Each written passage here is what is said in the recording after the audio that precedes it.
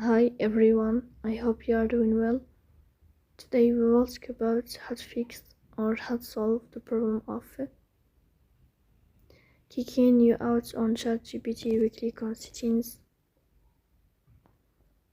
Here we click on apps, default apps, app settings. Here you will search about ChatGPT by writing the name of this application of ChatGPT like this. Then we click on first stop and we click OK. Here you will enter to storage. Then we click on clear cache. Then we go to Play Store. You will search about the application of ChatGPT like this. And then you will update your app if you find updates, so please don't forget to press bell icon.